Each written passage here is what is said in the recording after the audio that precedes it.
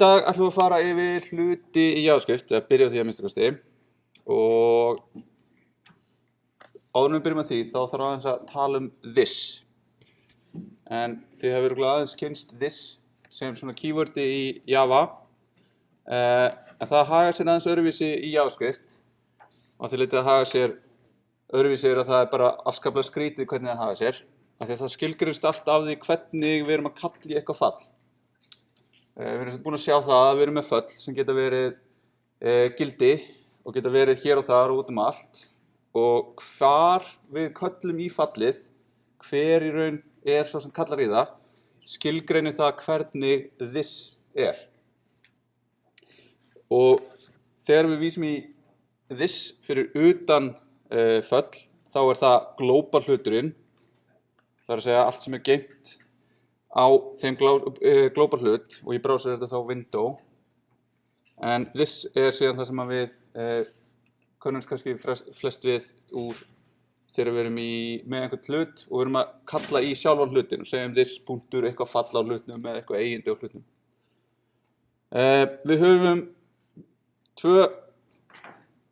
þetta nú eitthvað úr order hjá mér þessar glærur, en við erum með tvö fall sem hjálpa okkur ekki, þau leyfa okkur að kalla í fall með ákveðnu this-gildi og þau heita apply og call og eru sem sagt á fallum, þannig að við getum kallað því fall.apply eða fall.call og gefið því ákveðið this-gildi og apply gefur fylki af færibreytum en call gefur lista af færibreytum. Þannig að þarna kemur þetta dæmi sem átt að koma áðan líka. Þannig að hér erum við með eitthvað dæmi sem með eitthvað ákveðið fall og þetta fall hérna vísar í this.type þegar það kallað í það og síðan með line sem kemur sem argument inn í fallið sjálft. Og hér getum við kallað í það með apply, þannig að við segjum fyrir eitthvað fattrabit hérna, þetta dæmi úr Eloquent JavaScript, þá fáum við hérna færibreytuna burp sem þá sent inn sem færibreyta, eða væri komma eitthvað annað, þá myndi það koma inn sem seinni færibreytan hér. En call, þá sendum við þetta ekki inn sem fylki, heldur sem bara streng og eftir streng og eftir streng. Þannig að við myndum segja hérna, þá kemur oh my, og þá gefum við þessu hér hlut sem verður þá this. Og í samanskapi hér gefum við þessu hlut sem verður this. Þannig að þegar this hér resolvað, þá fer það hérna á þennan fattrabill hlut og hér fer það á þennan hérna staka object sem kemur með. Þannig að við voðalega eitthvað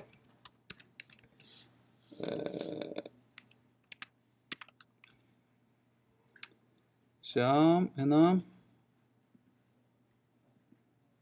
Þannig að hér erum við með speak, þetta eitthvað illa uppsett hjá mér hérna. Ok.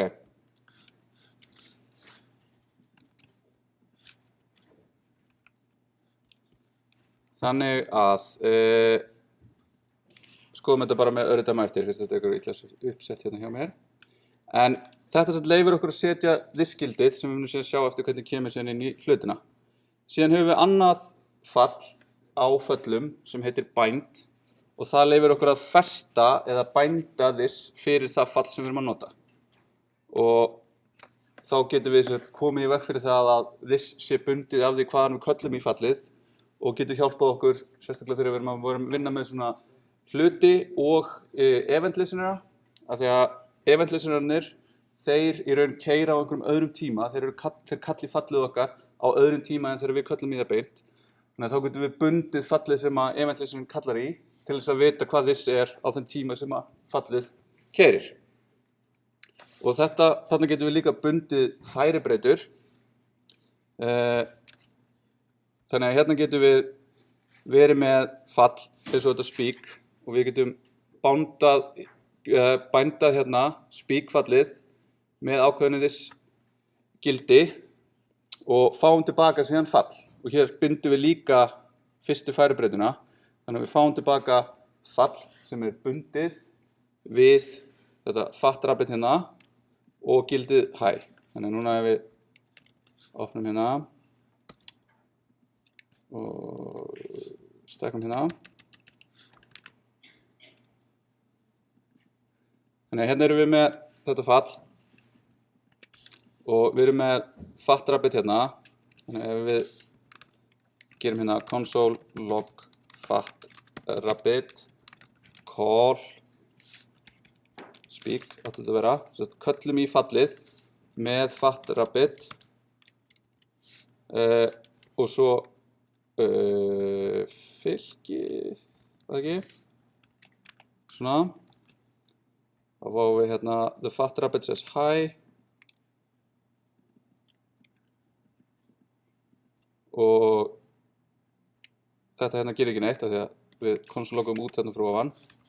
Okay, þannig að hérna gerum við fat rabbit og við getum kallaði fallið hérna og gefið því þennan hlut. Þá köllum við í fallið.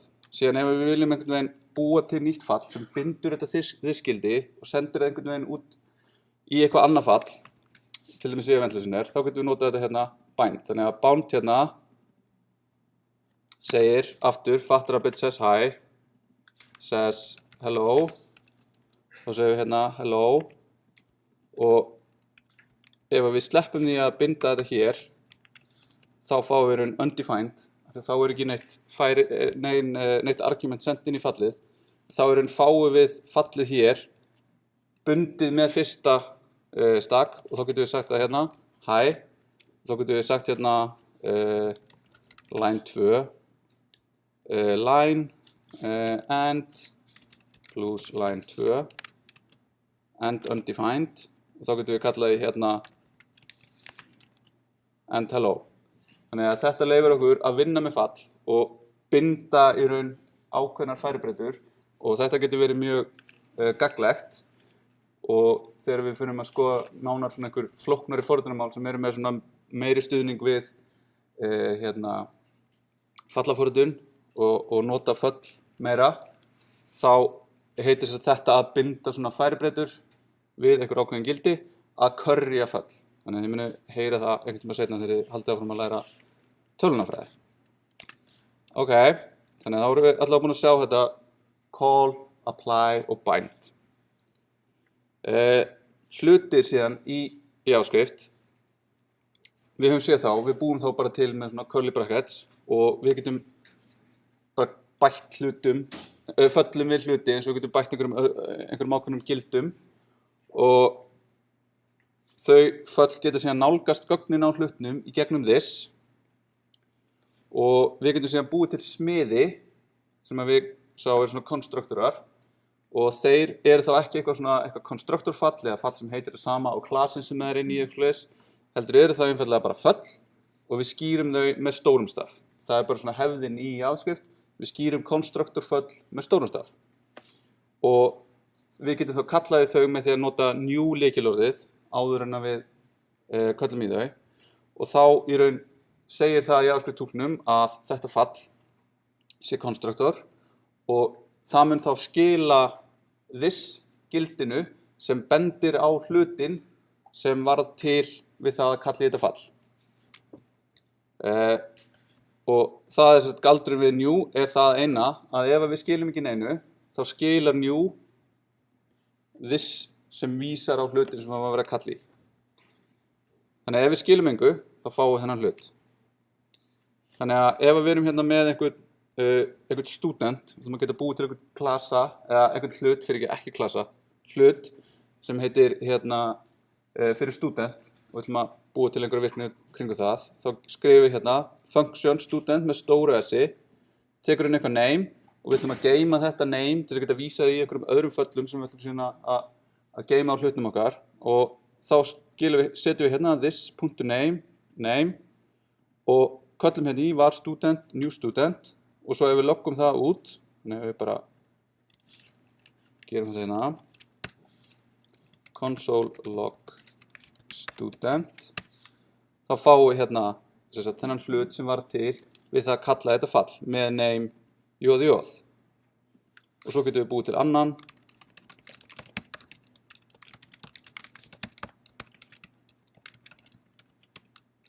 og hann er þá annað tilvik af hlut sem er búið til með sama konstruktor.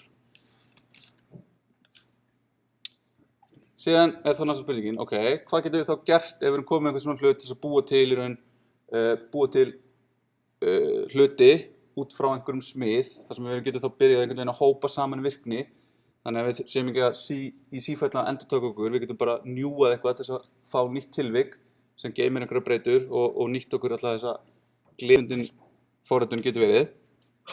Og þá kemur í raun stærsti munurinn á JavaScript og öðrum svona object-oriented forritunmálum það að JavaScript prototypu-orienterað mál. Þannig að þegar við notum new til að búa til nýjan hlut, þá fáum við ekki bara hlutir sem hann var til, heldur fáum við líka prototypu fyrir hlutin sem bendir á prototypu smiðsins.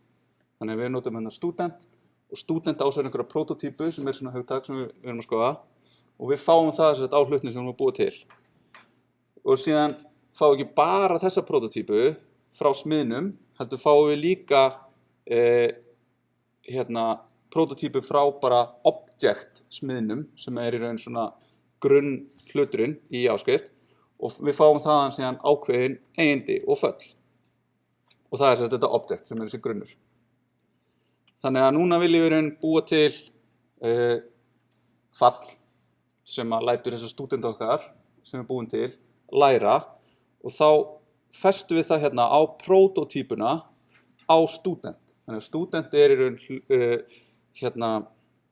fallið, konstruktorinn okkar og við ætlum að segja prototypuna á honum skilgreinir learn sem fall sem tekur subject og svo gerir það eitthvað ákveðið og þá sjáum við hérna, hér getum við vísað í this sem það sem var til þegar við byggum til hlutin og eitthvað has learned subject.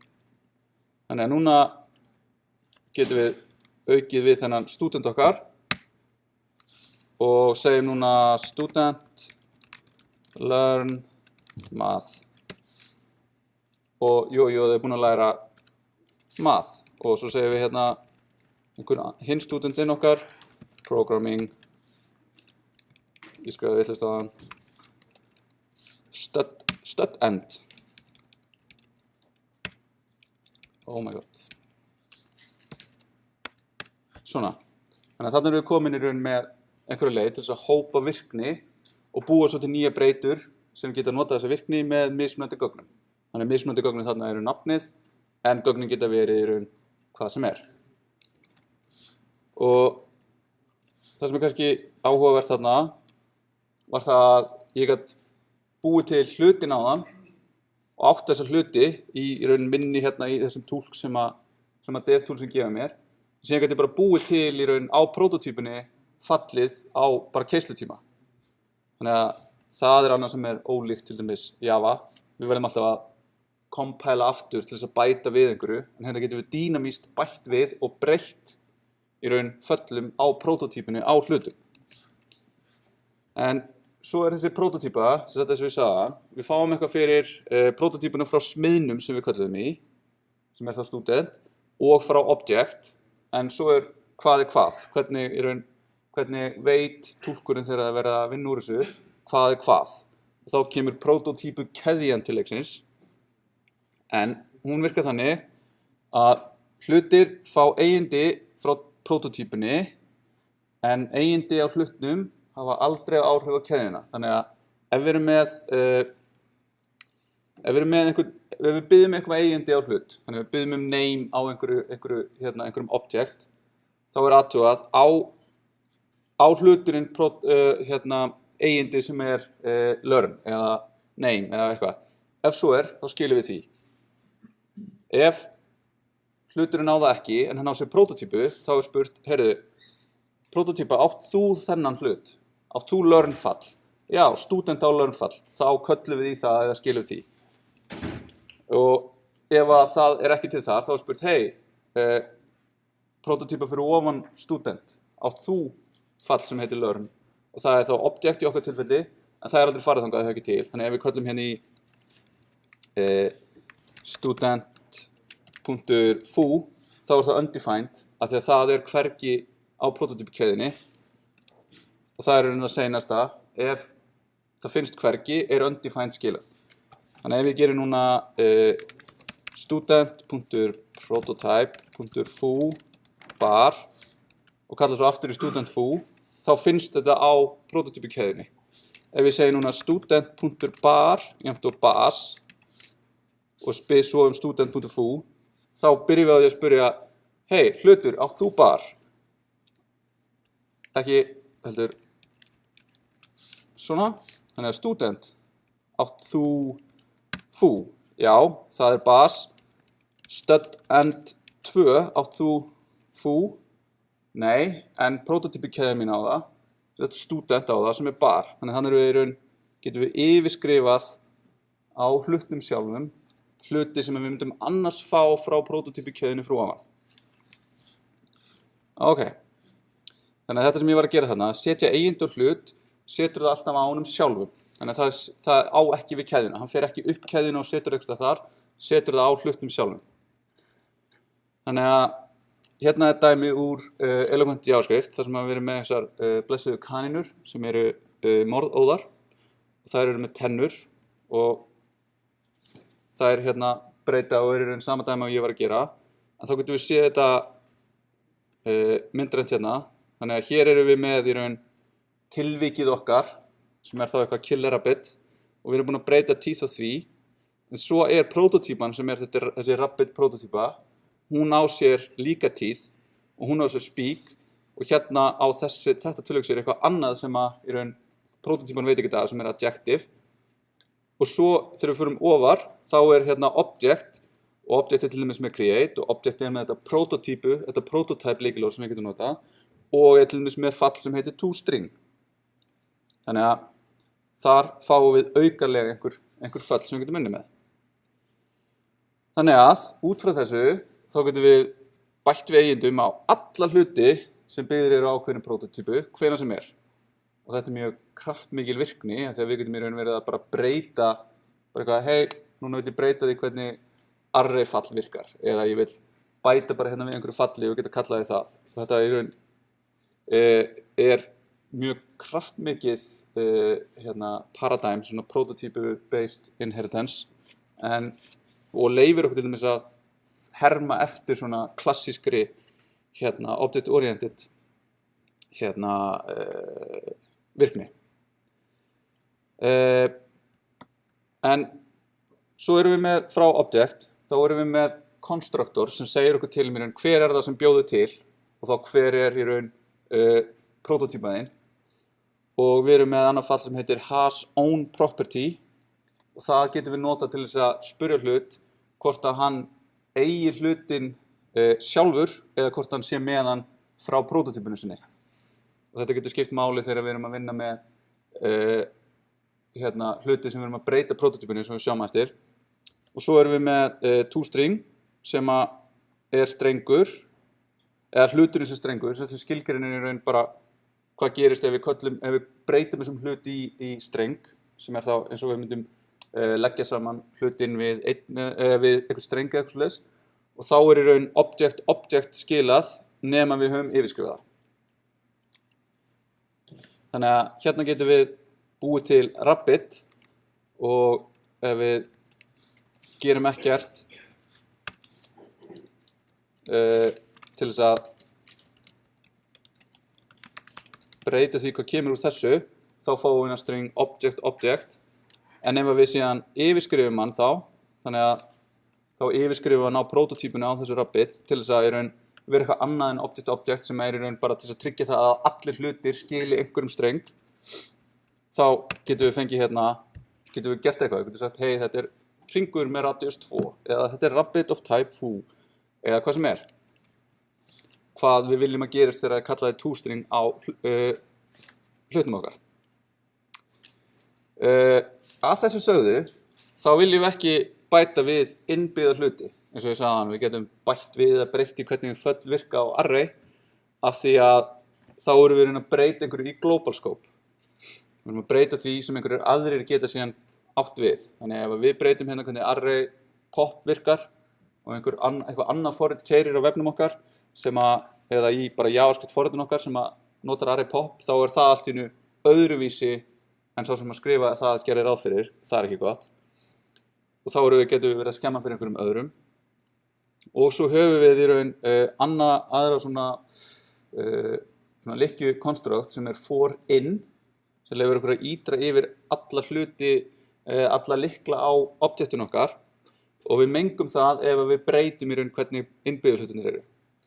Þannig ef við ætlum að vera mjög sniðug og við ætlum að bæta við hérna array nytsamlegu falli sem í raun tekur eitthvað fylki og skilar okkur, telur upp hlutina í því.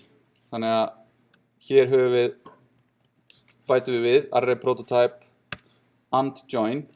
Þannig að núna í raun öll fylki eru komið nýtt fall sem heitir and join. Þannig að núna get ég kallað hérna í 1, 2, 3 fylkið and join og það skilar mér 1, 2 and 3 sem cool. Nema ef að núna einhver annar staðar í forritinu færi að ýtra yfir eitthvað fylki og myndi segja hérna for var in array uh, 1, 2, 3 console log. Þannig að þá í raun fyrir hverja ítrun í þessu fylki það bara fyrsti lykillinn sem þá í raun 0 fyrir fylki, en fyrir til dæmis objekt sem var í foo bar það foo og svo bar. Þannig að þá fáum við hérna, breytum þessu í breytu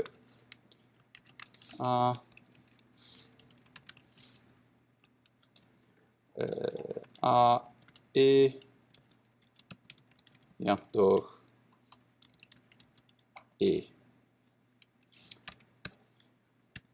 svona. Þannig að þá sjáum við hérna að við fáum 1, þetta öfugt hjá mér, þetta vera og svo þá sjáum við hérna fyrsti lykillinn sem 0, sem þá 0. stakið í A, með gildið 1, fyrsta með 2 og 3 sem nákvæmlega það sem við gerum ráð fyrir, en síðan fáum við í raun eitthvað bastard gildi í lokin sem í raun þetta and join sem við bættum við. Þannig að þarna erum við í raun að menga array og breyta virkni. Þannig að þetta eitthvað sem við viljum ekki gera.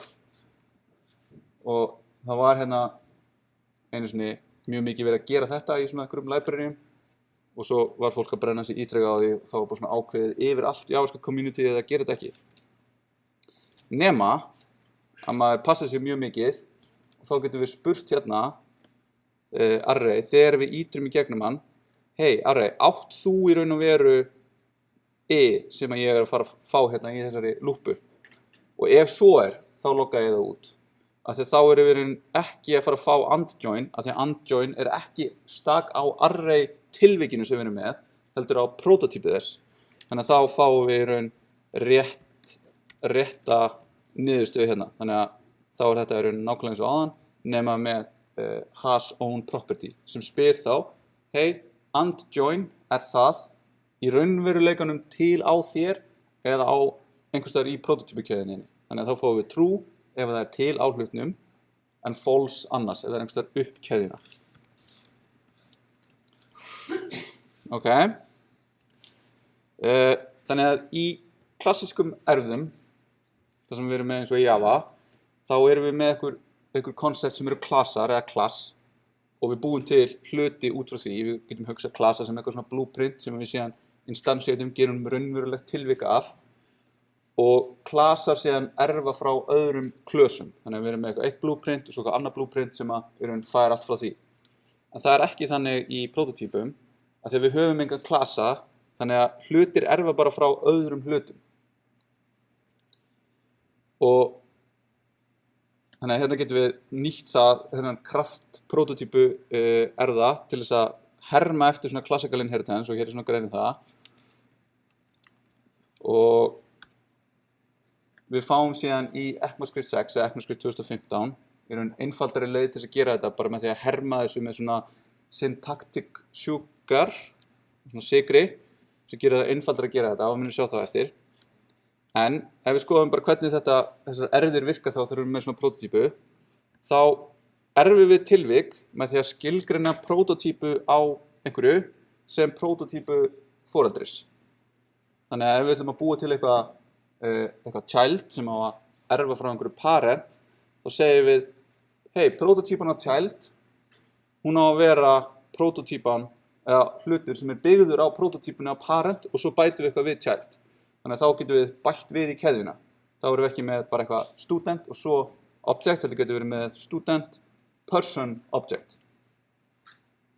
Og til þess þá að vita í raun hvað hlutur nákvæmlega, þá getum við notað instance of virkjan, en hann segir okkur hvort breyta sé tilvik af einhverjum ákveðnum hlut. Og hann athugar í raun upp prótótýpukeðjuna og athugar hvort konstruktor, sem í raun það sem hann var notað til þess að búa til þegar við njúuðum, hvað var konstruktorinn í því tilfelli, hann sá sem við verið að spyrjum, og ef svo þá skilar hann true eða false.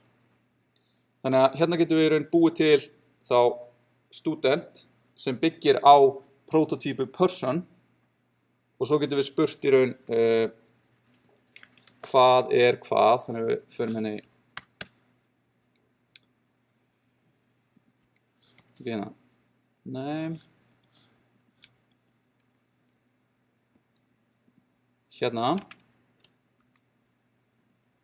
þannig að ef við byrjum að því að sjá hérna, ok, við erum með eitthvað person, það í raun bara eitthvað tómi smiðurinn hérna, þetta í raun býr bara til eitthvað sem við getum búið til á prótótýpun á.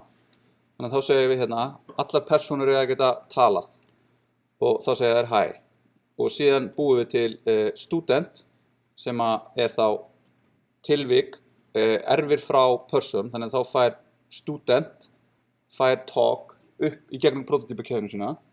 Síðan búum við til nýja personu og nýjan student og síðan getum við spurt hérna, person instance of person og það satt að þegar person hérna í raun njúað með person, þannig að konstruktorinn hér mun vísa á person. Svo getum við spurt student, þú instance af person? Já, af því að í raun konstruktorinn vísar í student sem vísar í person, þannig að í raun þetta erft. Síðan getum við spurt person, þú student?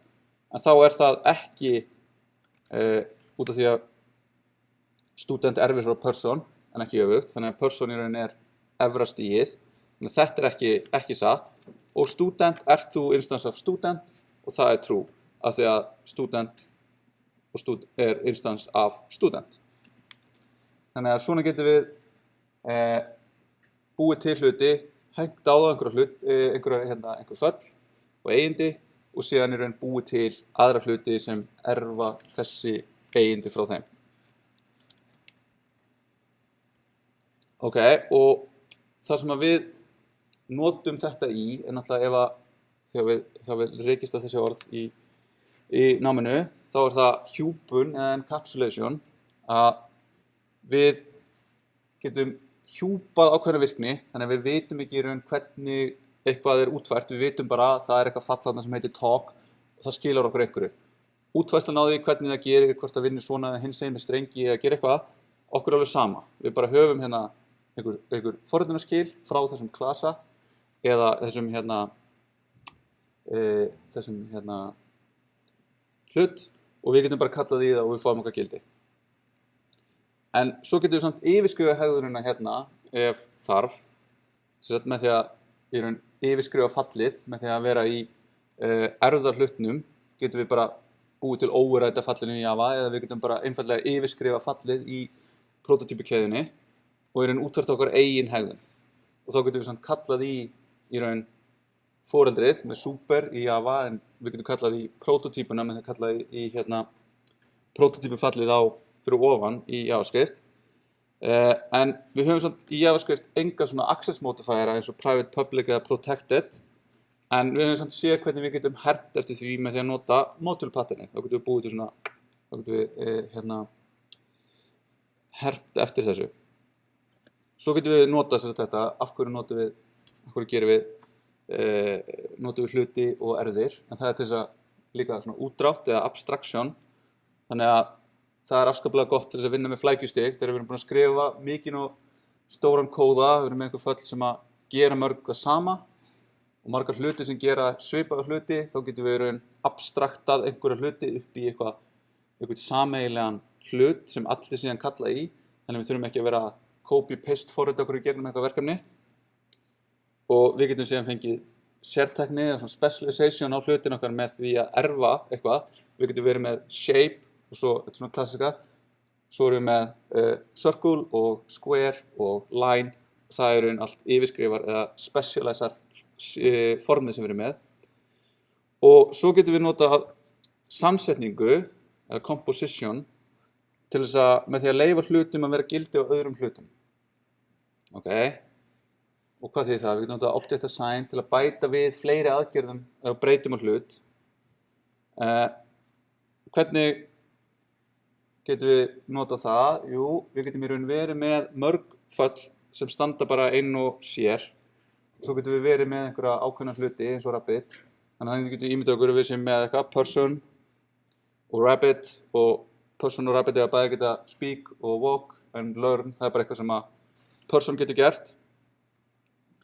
Og þá getum við í raun búið til eitthvað rabbit hérna og við getum bara svona cherry pickað inn hvað er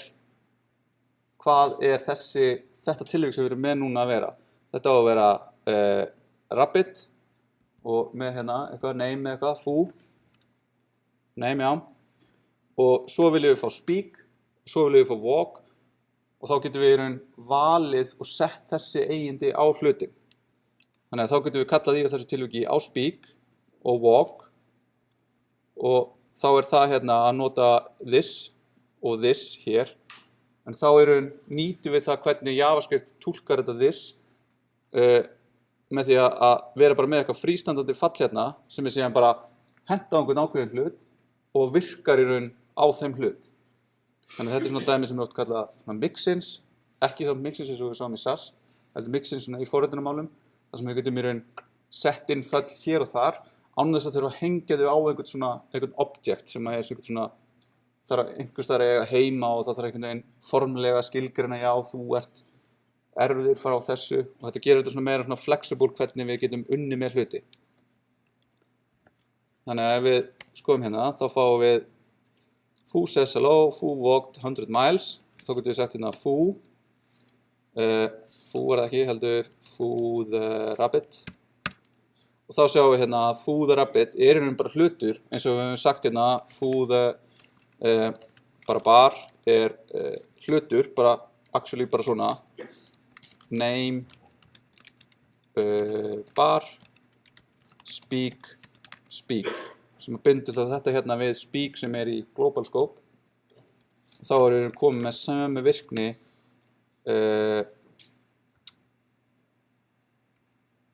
ok, ekki fara út fyrir gefið dæmi, það endur aldrei vel. Þannig að þá erum við að velja hérna á þennan hlut hvað við viljum fá inn og object assign sem sagt tekur þennan hérna hlut og assignar þessum hlutum á hann og gerir það í raun yfirskrifar það sem er fyrir og passar upp á að hérna prototypikeðjan er rétt. Og þetta quote hérna úr Gang of Four Design Patterns bókinni sem er svona grunnurinn að öllu eða svona mörgum object-oriented pælingum er í raun afskaplega svona gott að vera frekar að hugsa það að compósa hluti í staðinn fyrir að vera að erfa þá. Af því að þegar maður er búinn að vera með erfðir og er með erfðir í mörgum levelum, þú ert með eitthvað sem er erfið frá einhverju sem erfið frá einhverju öðru, sem erfið síðan frá einhverju í kerfinu, sem erfið síðan frá einhverju öðru í kerfinu, sem erfið síðan frá object í kerfinu, þá ertu komin með á svo mörgum stöðum að eitthvað getur verið að gerast, en þegar við erum að compósa hluti, þá erum við með meiri stjórn á því hvað gerist. Síðan getum við verið með polymorfisma eða fjölbreytni í JavaScript, en það er þetta þegar við erum með einhverjar margar breytur og við vitum ekki hvað sem er í einhverju fylki og við viljum í raun kalla á sama fallið í þeim öllum og við vitum hérna að þetta er allt shapes og shape er allt með hérna volume sem að reiknar út hversu mikið yfirborðsflatarmál hluturinn er með og þá getum við sett inn eitthvað fall og það vitum við bara hérna, þessi hlutir eru allir með volume fallið. En við getum gert það sama í JavaScript út af því að við erum með svona duck typing og duck typing er komið á því að if it walks like a duck and it quacks like a duck, it must be a duck, sem það í raun, ef að hluturinn með fallið og það til, af hverju köllum við þá ekki bara í það og sjá hvað gerist. Þannig að þá getum við hérna verið með einhverja 3 hluti hérna sem eru Rabbit, Robot og Table. Rabbit og Robot geta bæði talað en ekki Table. Og svo köllum við í Foo sem New Rabbit, Speak, Hi from a Rabbit, New Robot, Hi from a Robot og Foo Table, þá fáum við í raun bara type error, table speak is not a function. Þannig að svona getum við í raun bara leyft okkur það að kalla í fyrir marga mismunandi hluti í sömu föllin ef að við vitum það þegar við erum að skrifa forritið að þau munu vera til. En þannig að setjum þá í raun kröfuna á okkur að passa okkur þegar við erum að skrifa forritinu okkar. Af því það er engin compiler að fara að stoppa okkur í því að kalla í eitthvað fall sem ekki til á einhverjum ákveðnum hlut, einhverjum ákveðnum instansi af breytu. En this og prototypurnar í JavaScript eru í raun afskaplega stórt og flókið og skrítið kerfi og þið getið í raun verið búin að forrita í JavaScript í mörg ár á þess að hafa nokkuð tíma verið að skilið í alvörunni hvernig þetta virkar.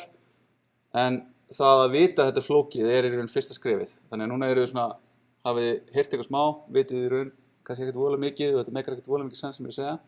En ef þið haldið áfram að forrita í JavaScript, þá hvet ég ykkur eindregið til þess að kíkja dýpra í það hvernig þetta útfært og hvernig þetta virkar, af því þá verðið í raun bara betri forritarar.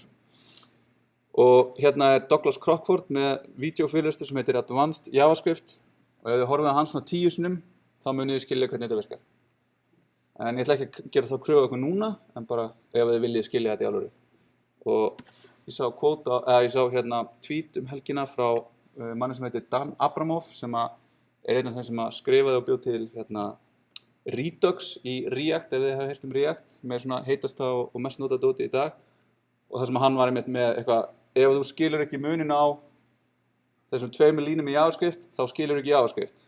Og svo hélt hann áfram og sagði, ég skildi þetta ekki fyrir 2 árum og hann búinn að vera að forrita JavaScript í fleiri 20 ára, nei ekki fleiri 20 ára, fleiri ár og í raun svona top of his game, svona besti JavaScript-gaurinn. Þannig að þetta það, mikið vesen.